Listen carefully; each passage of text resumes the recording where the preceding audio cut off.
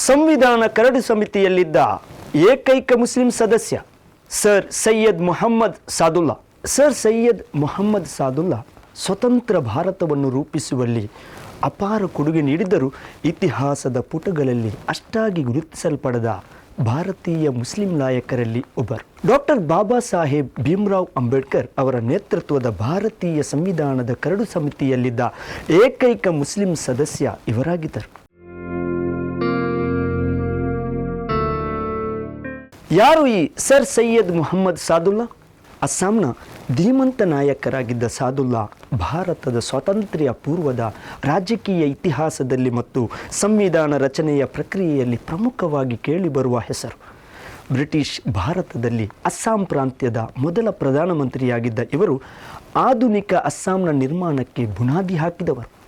ಸಮರ್ಥ ಸಂಸದೀಯ ಪಟು, ವಾಗ್ಮಿ, ಅನುಭವಿ ಆಡಳಿತಗಾರ ಮತ್ತು ಸೈದ್ಧಾಂತಿಕ ಮತ್ತು ಉದಾರವಾದಿ ನಾಯಕರಾಗಿದ್ದರು. ಮೊಹಮ್ಮದ್ ಸಾದುಲ್ಲಾರವರು ತಮ್ಮ ಪ್ರಾಮಾಣಿಕತೆ, ದಕ್ಷ ಆಡಳಿತ ಮತ್ತು ಸಾಮರ್ಥ್ಯಕ್ಕೆ ಹೆಸರುವಾಸಿಯಾಗಿದ್ದರು. ಭಾರತೀಯ ಇತಿಹಾಸ ಅವರನ್ನು ಶ್ರೇಷ್ಠ ವ್ಯಕ್ತಿಯಾಗಿ ಪರಿಗಣಿಸಲ್ಪಟ್ಟಿದೆ.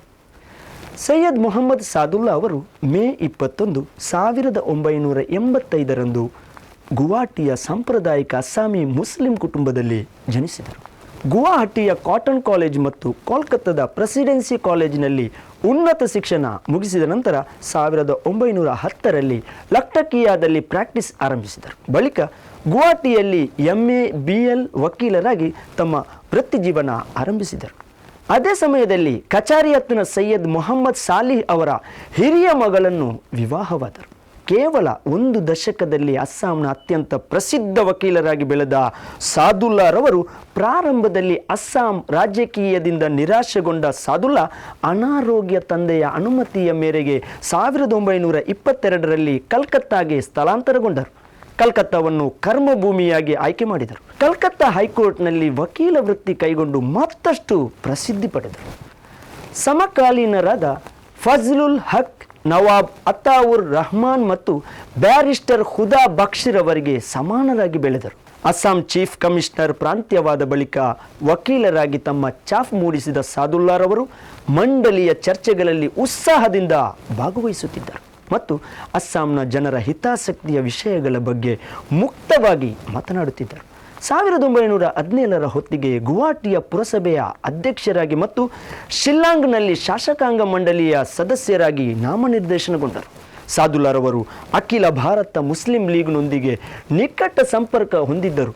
ಡಿಸೆಂಬರ್ 1917 ಕಲ್ಕತ್ತಾದಲ್ಲಿ ನಡೆದ ಲೀಗ್ನ 10ನೇ ಅಧಿವೇಶನದಲ್ಲಿ ಭಾಗವಹಿಸಿದ್ದರು ಮತ್ತು ಮುಸ್ಲಿಂ ಲೀಗ್ ಹಾಗೂ ಕಾಂಗ್ರೆಸ್ ನಡುವಿನ ಲಕ್ನೋ ಒಪ್ಪಂದದ ಮಾತುಕತೆ ನಡೆಸಿದ ಸಮಿತಿಯ ಸದಸ್ಯರಾಗಿದ್ದರು. 1919 ಅಸ್ಸಾಂ ಶಾಸನ ಸಭೆಯ ಸದಸ್ಯರಾಗಿ ಆಯ್ಕೆಯಾದ ಸಾದುಲ್ಲಾ ಅವರು ಅಸ್ಸಾಂನ ಜನರ ಹಿತಾಸಕ್ತಿಯ ಪರವಾಗಿ ಸದಾ ಧ್ವನಿ ಎತ್ತುತ್ತಿದ್ದರು. 1922 ನವೆಂಬರ್ ತಂದೆ ಸೈಯದ್ ತೈಬುಲ್ಲಾರವರ ಅಗಲಿಕೆಯಿಂದ ತುಂಬ ನೊಂದುಕೊಂಡರು. 1 ವರ್ಷದ ನಂತರ ಅವರು ಸುಧಾರಿತ ಶಾಸಕಾಂಗ ಮಂಡಳಿಯ ಚುನಾವಣೆಗೆ ಸ್ಪರ್ಧಿಸಲು ಮತ್ತೊಮ್ಮೆ ಅಸ್ಸಾಂಗೆ ಮರಳಿದರು. ಬಹುಮತದೊಂದಿಗೆ ಆಯ್ಕೆಯಾದರು. 1924 ಅವರ ಪತ್ನಿ ಹೆರಿಗೆಯ ಸಮಯದಲ್ಲಿ ನಿಧನರಾದರು. ಈ ಆಘಾತ ಅವರನ್ನು ಆಳವಾಗಿ ಕಾಡಿತು. ದುಃಖದಿಂದ ಚೇತರಿಸಿಕೊಳ್ಳಲು ಸ್ವಲ್ಪ ಸಮಯ ಹಿಡಿಯಿತು. ಈ ಸಮಯದಲ್ಲಿ ಅವರು ಕೆಲಸ ಮತ್ತು ಮಕ್ಕಳ ಪಾಲನೆಗೆ ಹೆಚ್ಚಿನ ಸಮಯ ಒದಗಿಸಿದರು. ರಾಜಕೀಯದಲ್ಲಿ ಪ್ರಗತಿಯ ಹೆಜ್ಜೆಗಳನ್ನಿಟ್ಟ ಸಾದುಲ್ಲಾ 1924 1934 ಅಸ್ಸಾಂನ ಶಿಕ್ಷಣ ಮತ್ತು ಕೃಷಿ ಸಚಿವರಾಗಿ ಸೇವೆ ಸಲ್ಲಿಸಿದರು. ಅಸ್ಸಾಂನ ಶಿಕ್ಷಣ ಮತ್ತು ಕೃಷಿ ಕ್ಷೇತ್ರದ ಸುಧಾರಣೆಗೆ ಅವಿರತವಾಗಿ ಶ್ರಮಿಸಿದ ಅವರು ಬ್ರಿಟಿಷ್ ಭಾರತದಲ್ಲಿ ರಾಜಕೀಯವಾಗಿ ಹೆಚ್ಚು ಮೇಲ್ಮೈಯನ್ನು ಗಳಿಸಿದರು. 1937 1946 ನಡುವಿನ ಅವಧಿಯಲ್ಲಿ ಇವರು ಅಸ್ಸಾಂ ಪ್ರಾಂತ್ಯದ ಪ್ರಧಾನಮಂತ್ರಿಯಾಗಿ ಪ್ರೀಮಿಯರ್ ಕಾರ್ಯನಿರ್ವಹಿಸಿದರು. ಅಸ್ಸಾಂನ ಮೊದಲ ಪ್ರಧಾನಮಂತ್ರಿ ಎಂಬ ಹೆಗ್ಗಳಿಕೆ ಇವರಿಗೆ ಸಲ್ಲುತ್ತದೆ. ಈ ಸಮಯದಲ್ಲಿ ಭೂ ವಸಾಹತು ನೀತಿಯ ಮೂಲಕ ಕೃಷಿ ಉತ್ಪಾದನೆಯನ್ನು ಹೆಚ್ಚಿಸಲು ಶ್ರಮಿಸಿದರು. 2ನೇ ಮಹಾಯುದ್ಧದ ಸಮಯದಲ್ಲಿ ಹೆಚ್ಚು ಆಹಾರ ಬೆಳೆಯಿರಿ ಎಂಬ ಕಾರ್ಯಕ್ರಮದ ಮೂಲಕ ಕೃಷಿ ಕ್ಷೇತ್ರಕ್ಕೆ ಹೊಸ ಚೈತನ್ಯ ನೀಡಿದರು. ವಿಭಜನೆಯ ಸಮಯದಲ್ಲಿ ಅಸ್ಸಾಂ ಪಾಕಿಸ್ತಾನದಿಂದ ಬೇರ್ಪಟ್ಟಾಗ ಅವರು ಅಸ್ಸಾಂನಲ್ಲಿಯೇ ಉಳಿದರು. ಅಸ್ಸಾಂನ ಪ್ರಧಾನಮಂತ್ರಿಯಾಗಿ ಅವರು ಆಧುನಿಕ ಅಸ್ಸಾಂನ ನಿರ್ಮಾಣಕ್ಕೆ ಮಹತ್ತರ ಕೊಡುಗೆ ನೀಡಿದರು. ಆದ್ದರಿಂದ ಸಾದುಲ್ಲಾರನ್ನು ಆಧುನಿಕ ಅಸ್ಸಾಂನ ಶಿಲ್ಪಿಗಳಲ್ಲಿ ಒಬ್ಬರೆಂದು ಪರಿಗಣಿಸಲಾಗುತ್ತದೆ. ಅಸ್ಸಾಂ ಸರ್ಕಾರದ ಮುಖ್ಯಸ್ಥರಾಗಿ ಅವರು ಅನೇಕ ಅಭಿವೃದ್ಧಿ ಯೋಜನೆಗಳನ್ನು ರೂಪಿಸಿದರು. ಕೈಗಾರಿಕೆಗಳ ಉತ್ತೇಜನದಲ್ಲಿ ಅವರು ವಿಶೇಷ ಆಸಕ್ತಿ ವಹಿಸಿದ್ದರು. ಅಸ್ಸಾಂನಲ್ಲಿ ಕೃಷಿಯನ್ನು ಅಭಿವೃದ್ಧಿಪಡಿಸಲು ಮತ್ತು ಸೆಣಬಿನ ಕೃಷಿಯನ್ನು ಪರಿಚಯಿಸಲು ರೈತರಿಗೆ ಹಲವು ಯೋಜನೆಗಳನ್ನು ರೂಪಿಸಿದರು. ಈಶಾನ್ಯ ಪ್ರದೇಶದ ಬುಡಕಟ್ಟು ಜನರಿಗಾಗಿಯೂ ಕೆಲಸ ಮಾಡಿದರು ಮತ್ತು ತಮ್ಮ ಮೊದಲ ಸಂಪುಟದಲ್ಲಿ ಬುಡಕಟ್ಟು ನಾಯಕ JJM ನಿಕೋಲಸ್ ರಾಯ್ರನ್ನು ಸೇರಿಸಿಕೊಂಡರು. ಸಂವಿಧಾನ ರಚನೆಯಲ್ಲಿ ಅವರ ಪಾತ್ರ ಅತ್ಯಂತ ಮಹತ್ವದ್ದಾಗಿದೆ. 1947ರಲ್ಲಿ ಅಸ್ಸಾಂ ವಿಧಾನಸಭೆಯು ಸಾದುಲ್ಲಾ ಅವರನ್ನು ಭಾರತದ ಸಂವಿಧಾನ ಸಭೆಗೆ ಆಯ್ಕೆ ಮಾಡಿತು ಮತ್ತು ನಂತರ ಅವರನ್ನು ಕರಡು ಸಮಿತಿಗೆ ಆಯ್ಕೆ ಮಾಡಿತು. ಹೀಗಾಗಿ ಅವರು ಭಾರತ ಗಣರಾಜ್ಯದ ಸಂವಿಧಾನದ ತಯಾರಿಕೆಯಲ್ಲಿ ಸ್ಥಾನ ಪಡೆದ ಏಕೈಕ ಮುಸ್ಲಿಂ ಎಂಬ ಗೌರವ ಅವರಿಗೆ ಸಲ್ಲುತ್ತದೆ. ಭಾರತದ ಇತಿಹಾಸದಲ್ಲಿ ಸಾದುಲ್ಲಾ ಅವರ ಅತ್ಯಂತ ಮಹತ್ವದ ಕೊಡುಗೆ ಎಂದರೆ ಭಾರತದ ಸಂವಿಧಾನ ರಚನಾ ಸಭೆಯ ಸದಸ್ಯರಾಗಿ ಸಲ್ಲಿಸಿದ ಸೇವೆ.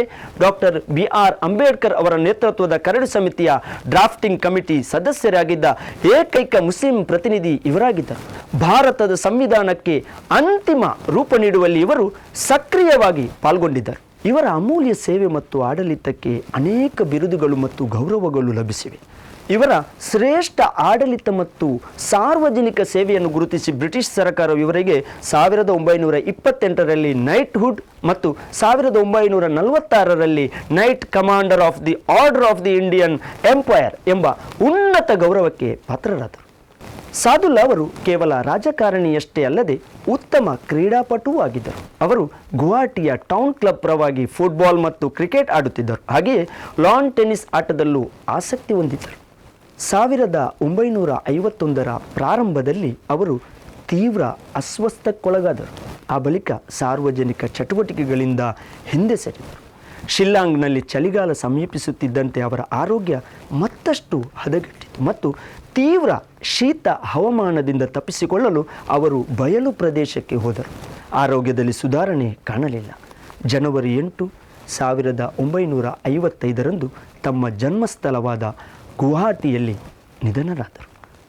ಆಧುನಿಕ ಅಸ್ಸಾಂನ ಶಿಲ್ಪಿಗಳಲ್ಲಿ ಒಬ್ಬರಾಗಿ ಮತ್ತು ಭಾರತೀಯ ಸಂವಿಧಾನದ ರಚನೆಯಲ್ಲಿ ಪ್ರಮುಖ ಪಾತ್ರಧಾರಿಯಾಗಿ ಸಾದುಲ್ಲಾ ಅವರ ಹೆಸರು ಭಾರತದ ಇತಿಹಾಸದಲ್ಲಿ ಚಿರಸ್ಥಾಯಿಯಾಗಿದೆ. ಅರಿವೇ ವಿಮೋಚನೆ, ವಿಚಾರವೇ ಜ್ಯೋತಿ.